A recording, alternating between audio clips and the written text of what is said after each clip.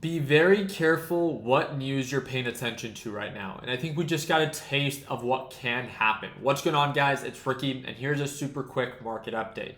Let's go ahead and jump right into it. So, you're seeing this all over right now, social media saying Trump drafted up a letter to fire Fed Chair Powell. There's a bunch of congressmen and women actively posting of, oh, this is going to happen. We're gonna fire Jerome Powell. I don't think you guys understand the severity of what would happen if it was to be understood that the president can control and influence the central bank.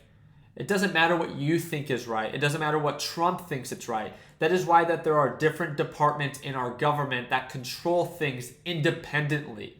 And if it is to be understood that the president can influence the central bank, this isn't just an United States issue, this is a global issue for financial markets because of how much influence the US has. So again, let's make sure that we understand if the president were to try to remove Powell, who's the head of the Federal Reserve, it could lead to significant political and economic ramifications, including the destabilization of financial markets. In practice, such a move would likely face legal and procedural challenges. But again, this is why markets quickly recovered. It says Trump denies that he plans to fire Powell. Highly unlikely. Now, hours after President Trump told a room full of Republican lawmakers that he will fire Fed Jerome Powell, he denied plans to do that. We're not planning to do that, he said. It's highly unlikely. This is the part that's so annoying about the president, especially right now. We've had presidents before that are, that like to talk, but never like this guy. And dude, I've never regretted voting for someone as much as I mean, it's so infuriating how much of a child an 80-year-old man can be. Why do you have to give false hope on something you understand that you have no power over? The president cannot remove Jerome Powell without probable cause. And regardless of what is made up of all these, I think they were trying to investigate Jerome Powell for all these upgrades that were done to federal buildings. And it's like, if you know anything about Jerome Powell, the dude does not care about any of that. Jerome Powell is very underspoken. He knows that how much his word can influence financial markets, and he often says less than he says more of. Unlike Trump, that knows that he could influence markets and just speaks because he feels like it, and therefore drastically causing shifts in these financial markets. If we look at QQQ, one moment we're selling off, one moment we're recovering, and it's like, why all this BS? Why?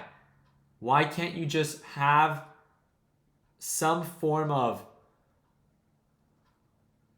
what do we want to call it, professionalism in the way that you carry yourself and your presidency? Why cheapen your presidency and act like a child because you are not getting your way? For those that do not understand the background of all of this, Trump wants Jerome Powell, who's the head of the Federal Reserve, to cut interest rates. He believes that the Federal Reserve should be cutting interest rates. Some of you guys might agree. But it doesn't matter what you think. It doesn't matter what the President of the United States thinks. Even before Trump, the Federal Reserve has made it very clear that their focus, their goal was price stability and maximum employment. That is the focus of the Federal Reserve. They are nonpartisan and they are independent, not to be influenced by any president. And with that being understood, you still have Trump giving false hope to his followers, his cult-like followers, right? Because there's nothing wrong with wanting to vote for someone because you viewed that person to be the best of both options, right? But then there's the cult-like followers that follow Trump like he's a sports team. He can't do no bad. But yet all Trump is doing right now is just making an absolute fool and a mockery of himself and the presidency. Just do your job. The whole reason that you implemented these tariffs were to get rid of federal income tax. Where's that energy? You campaigned on the idea of getting rid of federal income tax because of these tariffs. Tariffs are here, but federal income tax is still here. So that's a double whammy.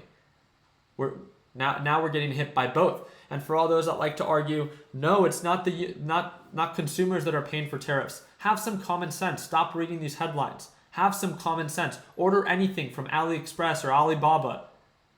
Anything. It could be a $25 item, a $100 item. It could be thousands of dollars.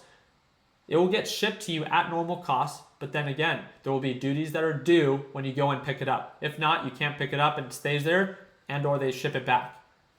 Promise you, it is always the consumer that pays the tariff. It's not rocket science, it's common sense. Why is it that in this world, why is there so much ego involved in just having common sense? Just because you don't agree with a part of what Trump is doing doesn't mean that you don't agree with him or have to disagree with him completely. It just means that you're an individual, that you can think for yourself, and that yes, what he is doing and just leading and creating policies that enrich himself, right? By having a crypto-based platform, launching it, being fully invested in crypto with hundreds of millions of dollars, and then passing legislation and bills that will cause and help crypto move forward quicker. How is this any different than Nancy Pelosi? These politicians that are voted into power are regulating and passing laws in companies and in assets that they are invested in. It's just like, let's have a general understanding and hold everyone accountable for what it is that they're doing. It is so insane. But maybe because it might be favorable to you this time around, you're like, oh no, this is fine. And we just continue to overlook or excuse all these actions. Trump cannot remove Jerome Powell just because he wants to. But Ricky, it's costing the United States $1 trillion in interest payments alone because interest rates are so high. That's like saying an idiot that doesn't know how to manage his credit card debt is paying a lot in interest because that idiot got himself in credit card debt. It's the idiot's fault. It's not the credit card company. Why is that Jerome Powell's fault? It's the United States that doesn't know how to control its finances. And because of how much debt it's accrued, right? Now it's paying so much interest off of that debt that, yeah, it is $1 trillion. But that's not the Federal Reserve's fault. It's good to have common sense. Again, in this market full of greed, just actually take time to understand what is going on. So I'm glad that I was able to go live because we're able to highlight a lot of false news that is being shared right now that caused a big shift in the market because supposedly of what Trump said to a bunch of Republicans. And then those Republicans went on social media and said, oh, yep, confirmed, he's going to fire them.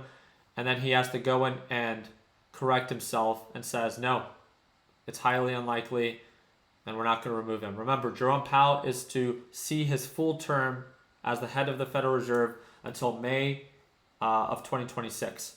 So you don't have to like it. It's the way that it is. And in my opinion, Jerome Powell does a better job doing his job than Trump does because, again, he knows how to keep his mouth shut and just do his job.